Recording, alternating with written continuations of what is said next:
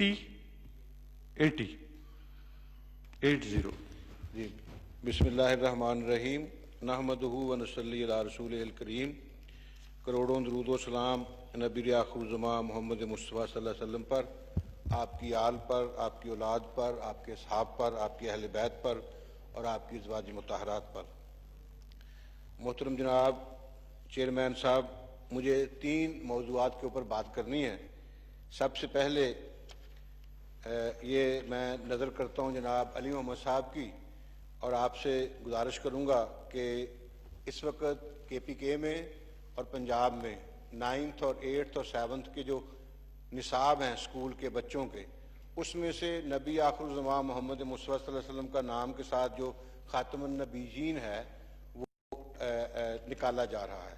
تو میں اس کو ہائی لائٹ کرتا ہوں اور آپ سے میں یہ تجویز دیتا ہوں کہ حکومت جو ہے اس کو ٹیک اپ کر لے اور نبی اکرم صلی اللہ علیہ وسلم کے نام کے ساتھ جو ہے خاتم النبیین کا نام لازمی قرار دے دے، اور تاکہ یہ مسئلہ جو ہے یہ حل ہو جائے اور میری اور آپ کی اور پورا حال جو ہے اس کی جو آخرت میں اس کی نجات کا سبب بنے. تو میں یہ جو پیپر ہے میں ان کے حوالے کر دیتا ہوں، اور علی محمد صاحب اور آپ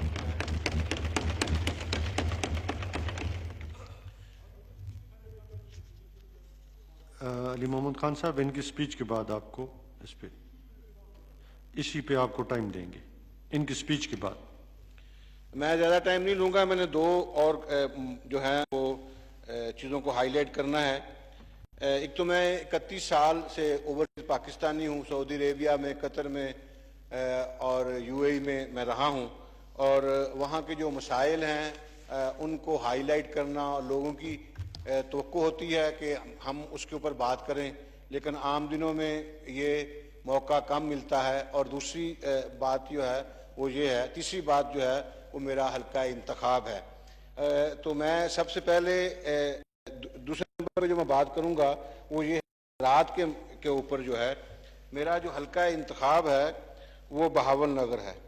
زراعت کے اوپر صرف اور صرف 10 ارب روپے ٹڈی دل کے لیے رکھے گئے ہیں.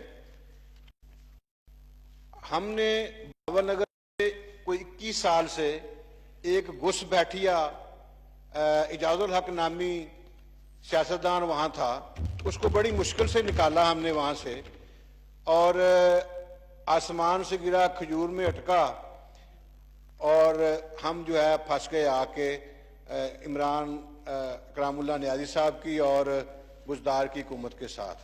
بات یہ ہے کہ اگر ہمارے ساتھ مسلم لیگ نون کے ساتھ آپ کا سیاسی اختلاف ہے اور آپ یہ سمجھتے ہیں کہ ان کو ہم نے کوئی فنڈز نہیں دینے، ان کے MNAs اور MPs کو ہم نے نظر انداز کرنا ہے، تو آپ کرتے رہیں، لیکن خدا کے لیے وہاں کی جو عوام ہے ان کے پاس کو دوسرے اور تیسرے اور چوتھے نمبر پہ آنے والے جو آپ کے کینڈیڈیٹس تھے ان کے حوالے سے ہی کم از کم ان عوام کے سکولز، کالجز، روڈز، انفراسٹرکچر جو ہے اس کے لیے کچھ تو آپ مختص کریں، کوئی تو دیں ان کو.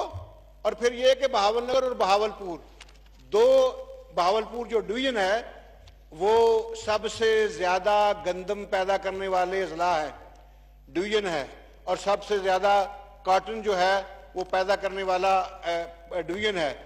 آپ وہاں سے اربوں روپے کی اس وقت 23 ارب روپے کی گندم آپ نے اس وقت خریدی وہاں سے بہاول نگر سے. اور حد یہ ہے کہ وہاں پہ جو ہرون آباد سے لے کے فوٹ آباد، فقیر والی اور بروڈ کی جو روڈ ہے وہاں پہ روزانہ کی بنیاد کے اوپر ایکسیڈنٹ ہوتے ہیں. اور سابقہ حکومت جو میاں محمد شہباز شریف کی تھی انہوں نے اس کے لیے بجٹ بھی مختص کیا تھا، لیکن 2 سال ہونے کو آئے ہیں، بزدار صاحب نے اس پہ کوئی عمل نہیں کیا. صرف یہ ہے انتقام، صرف یہ ہے اور بغض یہ ہے کہ وہاں سے چاروں کے چاروں MNAs جو ہیں ان کا تعلق جو ہے وہ مسلم لیگ نون کے ساتھ ہے.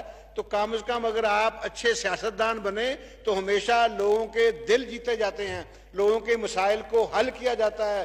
اور اس ایریے میں آپ جو ہیں اس ایریے میں ہاکڑا نہر ہے، اس میں جو اس کا کیوسک 1000 کیوسک پانی آپ نے کم کر دیا، اس کو آپ ریکنسائل کریں.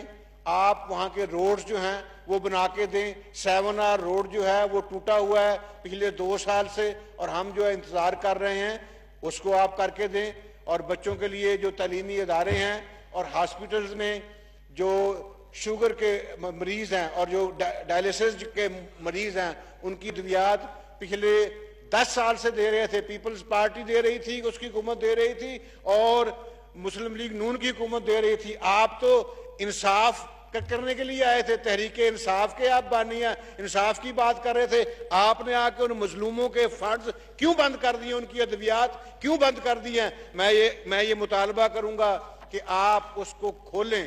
آپ لوگ کہتے ہیں، وہ ایک ہمارے یہاں پہ بھائی ہیں شہریار افریدی صاحب، ان کی زبان میں کہوں گا، کیا تحریک انصاف والوں نے جان اللہ کو نہیں دینی؟ روز قیامت جو ہے کیا منہ دکھاؤ گے اللہ کو کہ آپ کو اختیار ملا تھا؟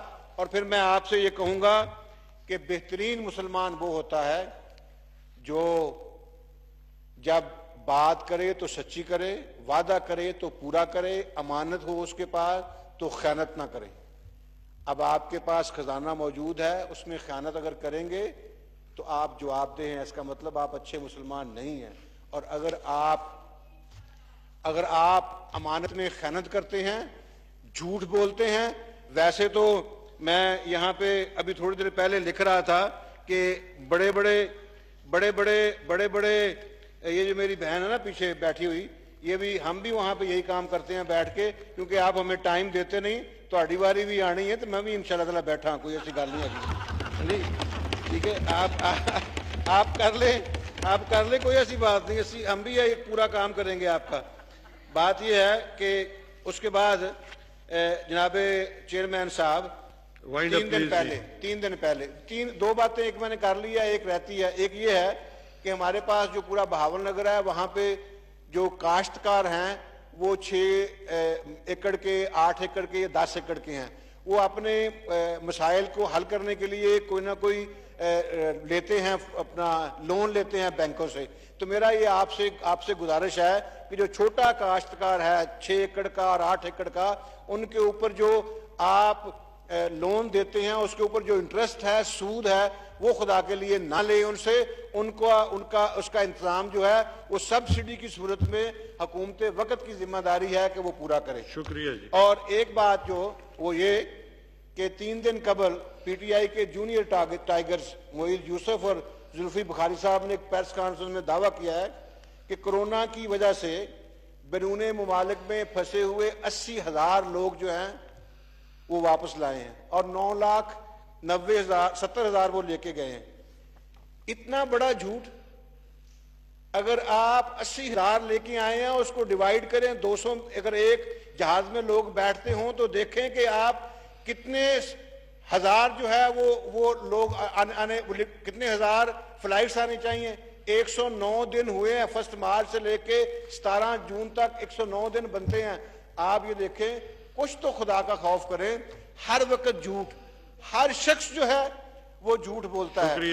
میری یہ آخری گزارش یہ ہے کہ ان کے 2 سال میں جو انہوں نے 2 سال کا طرز حکمرانی ہے نا، اللہ جانتا ہے. وہ یہاں پہ بیٹھے ہوئے ہمارے وہ طاء اللہ صاحب اور آفتاب صاحب کہہ رہے تھے، ہم تو سمجھتے تھے کہ یہاں پہ اپنا پی ٹی آئی میں صرف اور صرف مراد سعید جو ہے اور وہ افریدی صاحب اور جناب اپنا چودھری فواد جیسے لوگ اور ہماری وہ زرتاج گل صاحبہ ہی ہے. لیکن یہ تو ان سے بھی بڑے ہیں. یہ تو جس کو بھی کاٹو وہی لال ہے، اور وہی ان سے بڑا جھوٹ بولنے کے لیے آ جاتا ہے. ان کو ذرا خیال نہیں آتا. اور میں یہ کہتا ہوں آپ سے کہ آپ برائے مہربانی یہ جو ایم این ایز اور ایم پی ایز ہیں، یہ عوام کے نمائندے ہیں. کل کلاں کو آپ نے بھی جانا ہے وہاں پہ لوگوں میں جا کے ووٹ مانگنے ہیں. اگر آپ کا طرز حکمرانی ایسا ہی رہا تو آپ دیکھیے گا کہ آپ جائیں گے وہاں پہ گراؤنڈ میں اور آپ کو لوگ جوتے ماریں گے اور وہاں سے آپ کو نکالیں گے. وہاں سے کوئی آپ کو ووٹ نہیں دے گا، کوئی آپ کے اوپر اعتبار نہیں کرے گا، کوئی آپ کو امانت آئندہ کے لیے نہیں دے گا. تو خدا کے لیے سمجھ جائے، اگر آپ سے کام نہیں ہوتا اپنی نالائکی نااہلی کو ایکسپٹ کریں اور معافی مانگیں اور استعفیٰ دیں اور جائیں، چھوڑ دیں ہماری جان. تھینک یو جی. علی محمد خان صاحب.